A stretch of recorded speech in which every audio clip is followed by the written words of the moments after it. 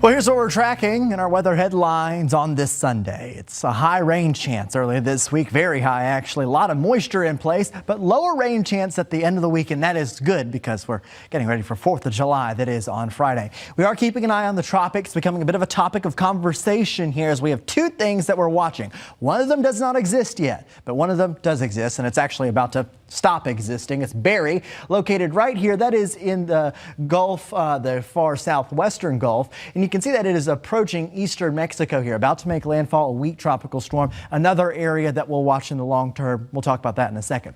First, here's Barry, a 45-mile-per-hour tropical storm about to make landfall in eastern Mexico. It was barely anything today, and it is about to be done.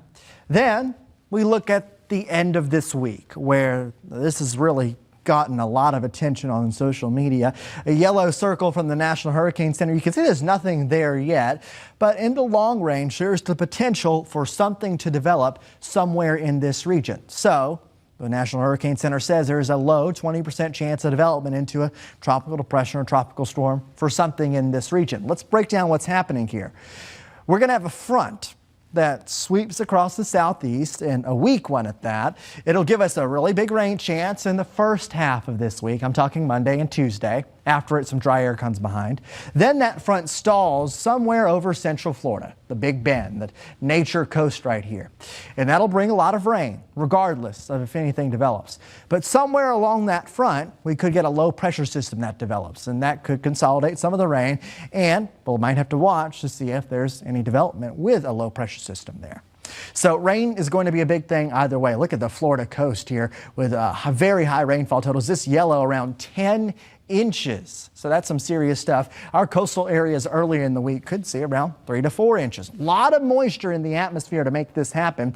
But the front rolls in. Notice that there's some slightly drier air behind it. That front rolls in. We get drier air by Wednesday. Our rain chances start to go down on Wednesday. This is all south of us. But somewhere along this front, a low pressure system develops. Where, we don't know yet, and that's just going to be the deal.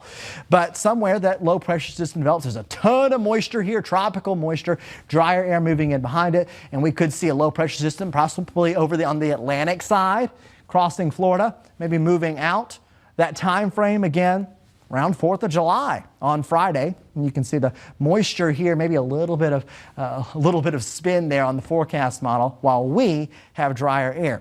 So long story short, it looks like this thing actually lowers our rain chances, at least according to the forecast that we have now.